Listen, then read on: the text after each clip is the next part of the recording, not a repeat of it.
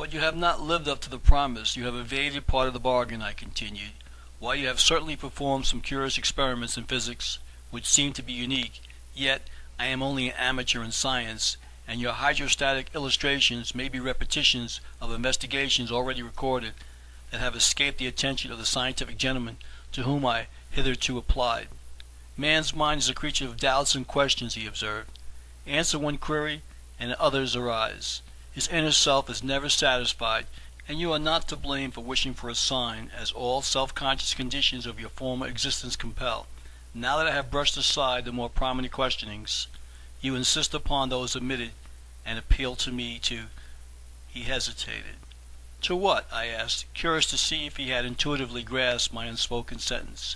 "To exhibit to you my own brain," he replied. "That is exactly," I said. "You promised it, and you shall be held strictly to your bargain. You agreed to show me my own brain, and it seems evident that you have purposely evaded the promise. That I have made the purpose and deferred its completion cannot be denied, but not by reason of an inability to fulfill the contract.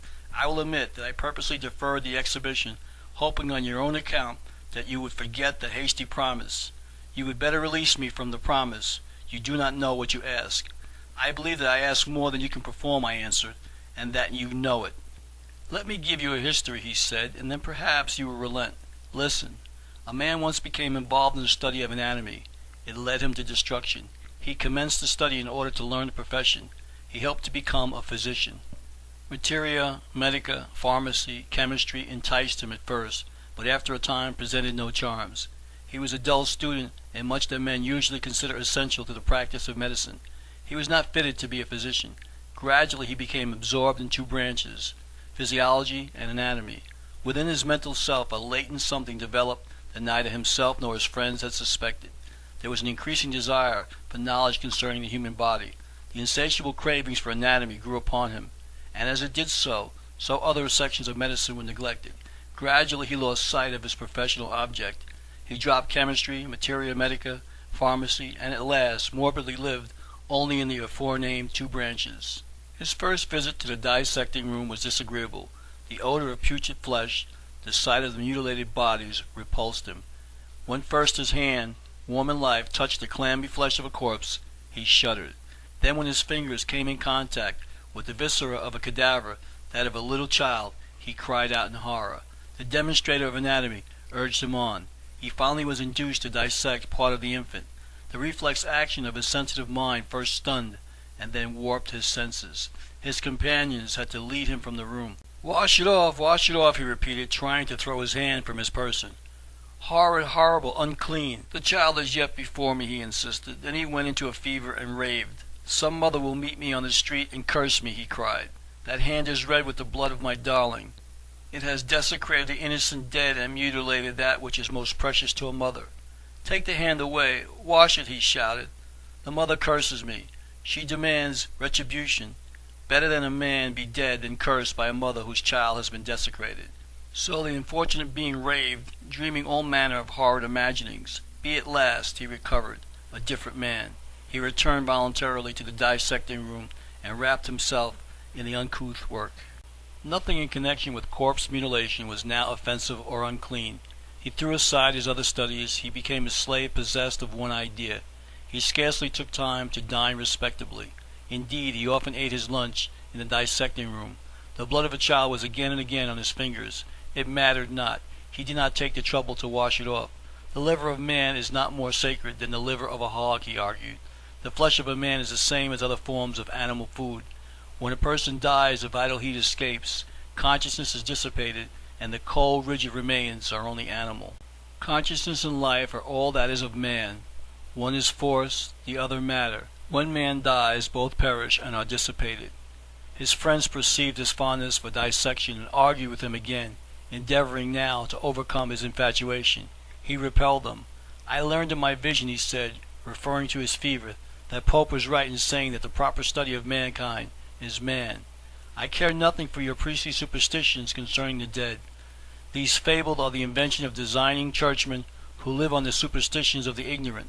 I am an infidel, and believe in no spirit intangible. That which can be seen, felt, and weighed is, all else is not. Life is simply a sensation. All beyond is chimerical, less than fantastic, believed in only by dupes and weak-minded credulous, tools of knaves or creatures of blind superstition. He carried the finely articulated bleached skull of a cadaver to his room and placed it beside a marble statue that was a valued heirloom, the model of Venus of Milo. Both are lime compounds, he cynically observed. Neither is better than the other. His friends protested. Your superstitious education is at fault, he answered. You mentally clothe one of these objects in a quality it does not deserve, and the thought creates a pleasant emotion. The other, equally as pure, reminds you of the grave that you fear and you shudder. These mental pulsations are artificial, both being either survivals of superstition or creations of your own mind. The lime in the skull is now as inanimate as that of the statue. Neither object is responsible for its form, neither is unclean. To me, the delicate configuration, the exact articulation, the perfect adaptation for the office it originally filled, makes each bone of this skull a thing of beauty, an object of admiration. As a whole, it gives me pleasure to think of this wonderful, exquisitely arranged piece of mechanism. The statue you admire is in every respect outrivaled by the skull, and I have placed the two together because it pleases me to demonstrate that man's most artistic creation is far inferior to material man. Throw aside your sentimental prejudices and join with me in the admiration of this thing of beauty. And he toyed with the skull as if it were a work of art. So he argued, and arguing passed from bone to bone and from organ to organ. He filled his room with abnormal fragments of the human body and surrounded himself with jars of preserved anatomical specimens. His friends fled in disgust, and he smiled, glad to be alone with his ghastly subjects. He was infatuated in one of the alcoves of science. The old man paused. "Shall I proceed?" he asked. "Yes," I said, but involuntarily moved my chair back, for I began again to be afraid of the speaker. At last, the scientific man had mastered all that was known concerning physiology and anatomy. He learned by heart the wording of great volumes devoted to these subjects. The human frame became to him as an open book. He knew the articulation of every muscle, could name a bone from a mere fragment. The microscope ceased to be an object of interest. The secrets of pathology and physiology had been mastered. Then, unconsciously, he was infected by another tendency. A new thought was destined to dominate his brain. What is it that animates this frame? What lies inside to give it life?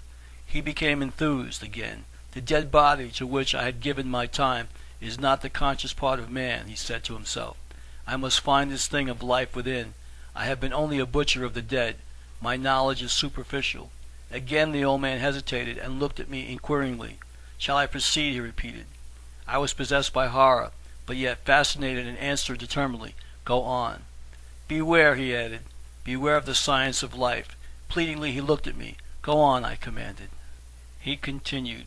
With the cunning of a madman, this person of profound learning led me from the innocence of ignorance to the heartlessness of advanced biological science, secretly planned to seek the vital forces. I must begin with a child, for the life essence shows its first manifestations in children, he reasoned. He moved to an unfrequented locality, discharged his servants, and notified his former friends that visitors were unwelcome. He had determined that no interruption to his work should occur. This course was unnecessary, however, for now he had neither friends nor visitors. He employed carpenters and artisans, and perfected a series of mechanical tables, beautiful examples of automation mechanism. From the inner room of that house, no cry could be heard by persons outside. "Hold, old man, cease," I cried aghast. "I have had enough of this. You trifle with me, demon. I have not asked for nightmare stories, heart-curdling accounts of maniacal investigators who madly pursue their revolting calling and discredit the name of science." "You asked to see your own brain," he replied, "and have been given a terrible story instead," I retorted. "So men perverted, misconstruing the aim of science, answer the cry of humanity," he said. "One by one the cherished treasures of Christianity have been stolen from the faithful. What, to the mother, can replace the babe that has been lost?" "The next world," I answered, "offers a comfort." "Bah," he said. "Does not another searcher in that same science field tell the mother that there is no personal thereafter, that she will never see her babe again? One man of science steals the body, another man of science takes away the soul, the third annihilates heaven. They go like pestilence and famine, hand in hand, subsisting on all that craving humanity considers sacred, and offering no tangible return beyond the materialistic present. This same science that seems to be doing so much for humanity will continue to elevate so-called material civilization until, as a yeast ferment is smothered in its own excrement, so will science, thought, create conditions to blot itself from existence and destroy the civilization it creates. Science is heartless, notwithstanding the personal purity of the majority of her helpless votaries. She is a thief, not of ordinary riches, but of treasures that cannot be replaced. Before science proving the love of a mother perishes, the hope of immortality is annihilated. Beware of materialism, the end of the science of man. Beware of the beginning of biological inquiry, for he who commences cannot foresee the termination. I say to you in candor, no man ever engaged in the part of science law that questions the life essence, realizing the possible end of his investigations. The insidious servant becomes a tyrannical master. The housebreaker is innocent, the horse thief guiltless in comparison. Science thought begins in the brain of man. Science provings end all things with the end of the material brain of man. Beware of your own brain. I have no fear, I replied, that I will ever be led to disturb the creeds of the faithful, and I will not be diverted. I demand to see my brain. Your demand shall now be fulfilled. You have been warned of the return that may follow the commencement of this study. You force the issue. My responsibility ceases. No man of science realized the end when he began to investigate his throbbing brain, and the end of the fabric that science is weaving for man rests in a hidden future. The story I have related is a true one, as thousands of faithful men who unconsciously have been led into infidelity have experienced, and as the faithful followers of sacred teachings can also perceive, who recognize that their religion and the hope of heaven is slipping away beneath the steady inroad of the heartless, materialistic investigator who clothes himself in the garb of science. Rising abruptly from his chair, he grasped my hand. You shall see your brain, man. Come.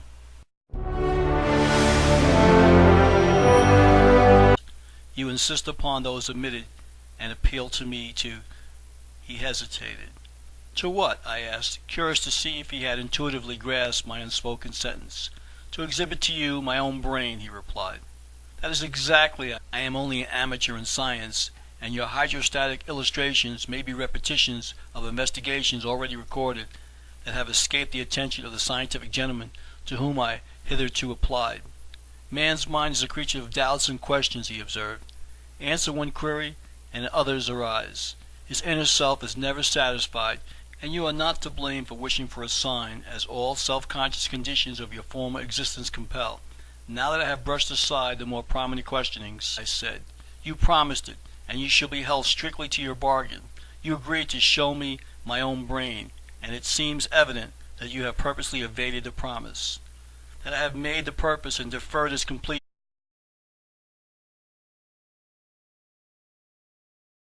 But you have not lived up to the promise. You have evaded part of the bargain, I continued. While you have certainly performed some curious experiments in physics, which seem to be unique, yet